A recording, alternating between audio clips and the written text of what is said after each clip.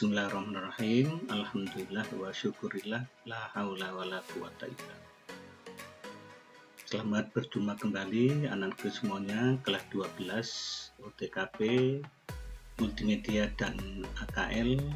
Mudah-mudahan pada pertemuan kali ini membawa bermanfaat, khususnya pada pembelajaran PAI, yang mana pada hari ini kita berjumpa kembali lanjutan materi munakahat.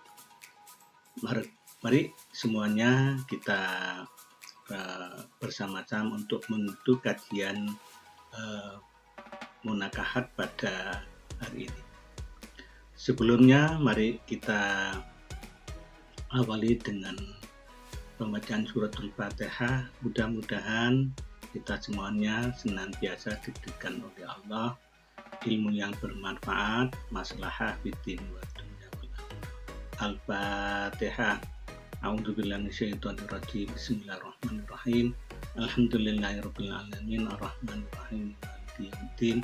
Iyyaka na'budu wa iyyaka nasta'in ihdinas siratal mustaqim siratal ladzina an'amta 'alaihim ghairil maghdubi 'alaihim waladdallin. Anak-anak semuanya, pada pertemuan kemarin yang disampaikan oleh Ustaz Bay terkait dengan rukun nikah, dan materi hari ini yakni talak, iddah, dan rujuk. Mari kita dengan bersama-sama untuk mengikuti kajian pada hari ini. Talak yaitu menurut bahasa artinya melepaskan ikatan, menurut istilah artinya lepasnya ikatan pernikahan dengan kata talak atau kata lain yang semakna. Talak merupakan perbuatan yang sah tapi dimurkai oleh Allah. Talak dilakukan dalam keadaan yang sangat mendesak dan diyakini merupakan satu-satunya jalan untuk mencapai kebaikan. Sebetulnya hukum asal talak adalah makruh, tapi dapat berubah sesuai dengan keadaan dan situasinya. Lafaz talak itu bisa menjadi sah apabila diucapkan dengan terang dan tidak diragukan lagi. Contohnya, saya cerai engkau. Yang kedua juga bisa melalui kata sindiran atau kinayah. Misalnya, pulanglah kamu ke rumah orang tua. Nah, talak merupakan suatu perbuatan yang tidak disenangi oleh Allah Subhanahu wa Ta'ala. Bilangan talak yaitu ada talak 1 atau talak 2 atau talak 3 yang disebut dengan talak bain, yang mana terbagi atas talak bain sugro dan talak bain kubro.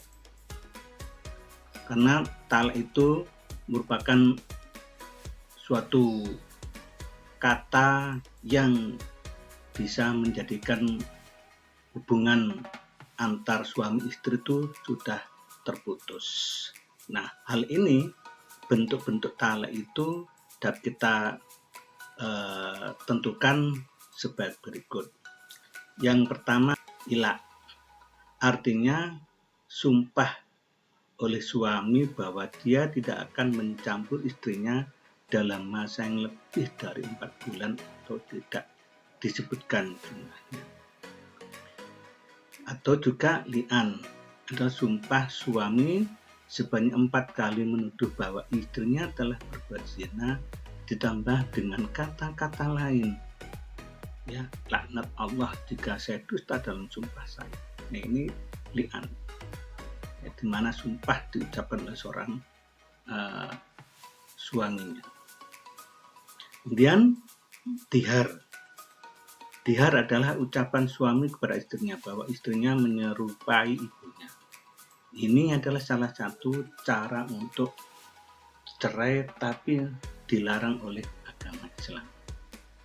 Yang keempat, huluk adalah talak tebus, yaitu maksudnya talak yang dijatuhkan oleh suami dengan tebusan istri kepada suami, yang mana ini dijatuhkan oleh suami dengan minta kembali maharnya tebusan kepada istrinya.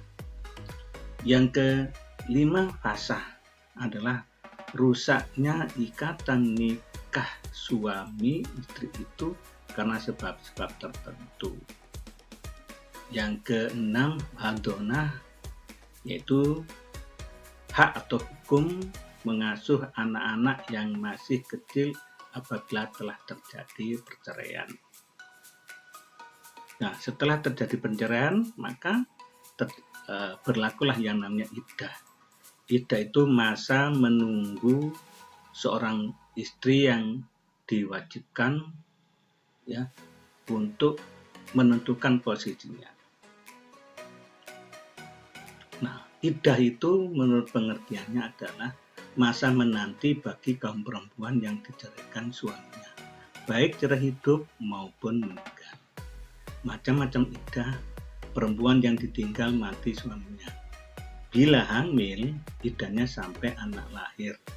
Bila tidak hamil, iddahnya 4 bulan sampai 10 hari. Ini berlaku pada seorang istri yang ditinggal meninggal suaminya.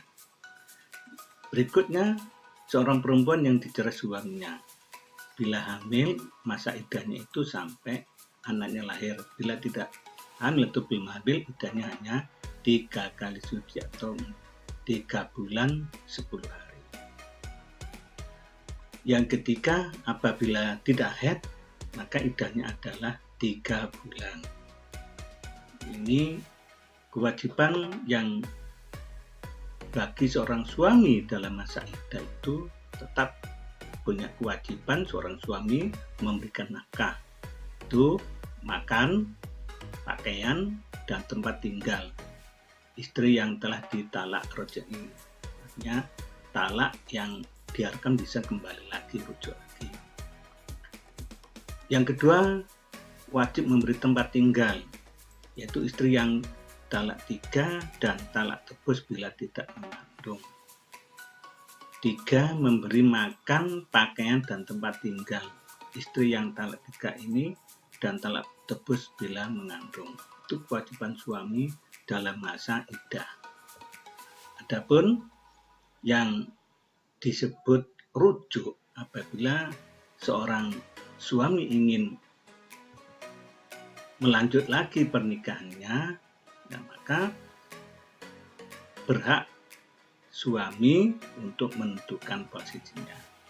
Nah, rujuk itu adalah mengembalikan istri yang telah ditalak kepada ikatan perkawinan semula. Rujuk tidak memerlukan akad baru, sebab akad yang lama belum terputus. Hukum asli rujuk adalah jadat boleh, tetapi berubah tergantung keadaan dan tujuan rujuk itu. Misalkan belum sampai menjadi talak 3. Rukun rujuk yang pertama, istri. Istri sudah pernah ya jadi hubungan suami istri dalam talak roj'i dan masih dalam iddah, dalam masa iddah. Yang kedua, suami baligh, berakal dan atas kemauan sendiri. 3, ada niat, ya, ada lafaz yang diucapkan oleh suami dengan terang-terangan atau kinayah. Misalnya, saya akan rujuk padamu. Nah, ini termasuk contoh ucapan seorang suami merujuk istrinya. Yang keempat, adanya saksi. Saksi dalam proses rujuk ini harus dihadirkan ketika dalam proses rujuk ini apabila suami niat ingin rujuk lagi. Yang berikutnya adalah hikmah pernikahan. Hikmah pernikahan itu merupakan cara yang benar, baik dengan ridhonya Allah itu memperoleh anak serta mengembangkan keturunan yang sah. Yang kedua, melalui pernikahan suami itu dapat memupuk rasa tanggung jawab, bisa membahagiakan dalam rumah tangga, memelihara, mengasuh dan mendidik anak-anaknya. Yang tiga, menjalin hubungan silaturahim antara keluarga suami dengan keluarga istri. Nah, inilah materi talak Yang terakhir adalah anak-anak segera menyelesaikan tugas yang nanti harus kalian kerjakan ya. Selanjutnya dari pertanyaan yang saya tuliskan itu segera dikerjakan. Selanjutnya nanti jawabannya bisa ditulis di kertas folio atau HBS, kemudian dikumpulkan di ketua kelas masing-masing, kemudian diserahkan di sekolah di ruang guru ya. Saya sampaikan terima kasih, mudah-mudahan sedikit materi ini bisa membawa barokah manfaat untuk kita semuanya. Demikian hari ini anak-anakku, pertemuan ini saya akhiri. Assalamualaikum warahmatullahi wabarakatuh.